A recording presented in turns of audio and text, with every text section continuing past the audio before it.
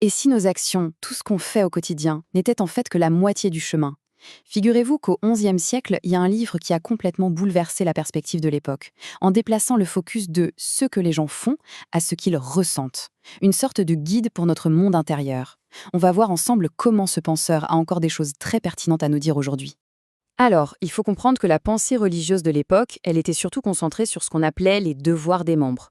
En gros, c'est toutes les actions qu'on peut voir, la prière, les rituels, la charité, des choses concrètes, extérieures. Et là arrive ce livre qui introduit une idée, mais alors une idée complètement radicale, les devoirs du cœur. Et ça, c'est tout l'inverse. C'est le monde de l'invisible, les intentions, les croyances, les émotions qui se cachent derrière nos gestes, la foi, l'humilité, l'amour, bref, tout ce que seul Dieu, en théorie, est capable de voir. Et la personne derrière tout ça, c'est notre guide pour aujourd'hui, Bahia Ibn Pakuda. On est dans l'Espagne du XIe siècle et c'est un penseur vraiment, vraiment engagé. Et en fait, en plongeant dans tous les textes de son temps, il a un déclic. Il se rend compte qu'il y a un trou béant, une lacune immense. Tous les livres expliquaient en détail quoi faire, mais absolument aucun ne prenait le temps d'expliquer comment être. Et son propre étonnement, on le sent presque dans ses écrits. C'est simple, il n'en revenait pas. Comment était-ce possible que personne avant lui n'ait pensé à écrire un guide méthodique pour la vie intérieure? Pour lui, c'était un peu comme si on avait une carte routière hyper détaillée mais sans les noms des villes, sans les destinations. Une carte qui montre les routes mais qui ne dit jamais où aller, ni pourquoi on devrait faire le voyage. Et ça nous amène au cœur de son projet. La question qui le taraude, c'est est-ce que ces fameux devoirs du cœur sont une véritable obligation religieuse, un truc fondamental?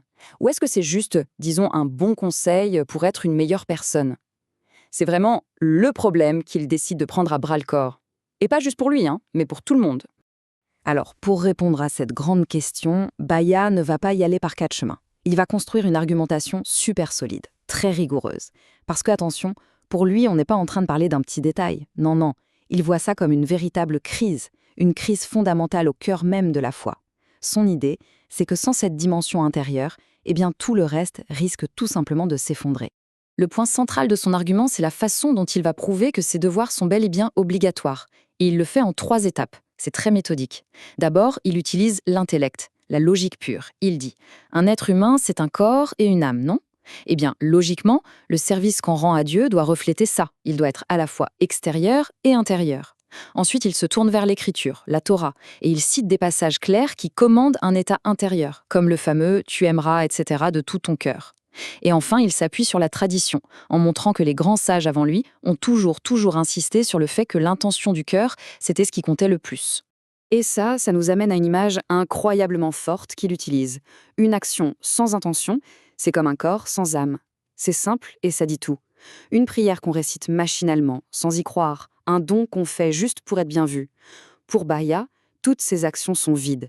Elles ont l'apparence de la vie, oui, mais il leur manque l'essentiel, l'âme, c'est-à-dire l'intention sincère qui donne tout son sens et toute sa valeur à l'acte.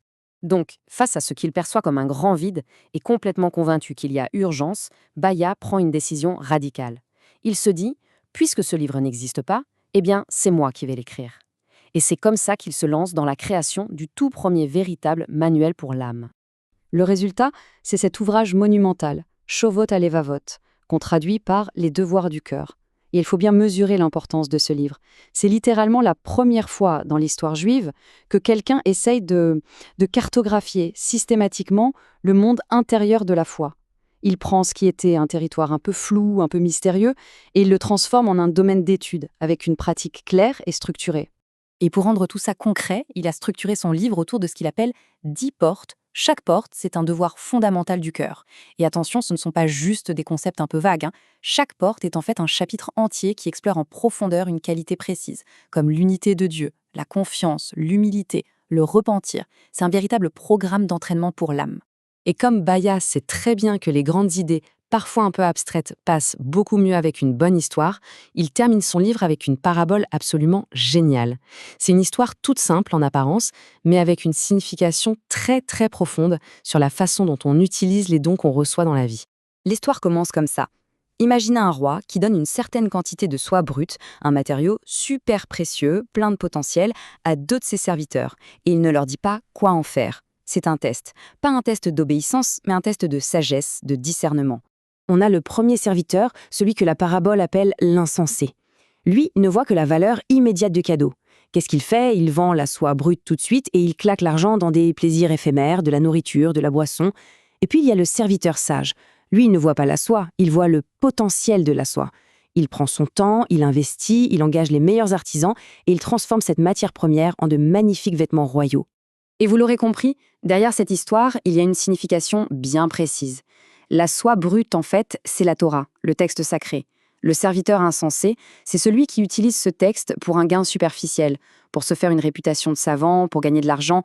Le serviteur sage, au contraire, c'est celui qui prend ce texte et qui le tisse, c'est-à-dire qu'il cultive sa sagesse intérieure pour perfectionner son âme, pour en faire un cadeau digne d'être présenté à Dieu.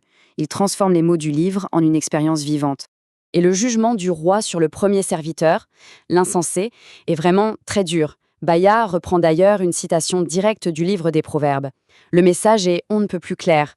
Une approche superficielle de la vie spirituelle, une approche qui manque de discipline intérieure et surtout de cœur, eh bien ça mène tout droit à l'égarement et à la ruine.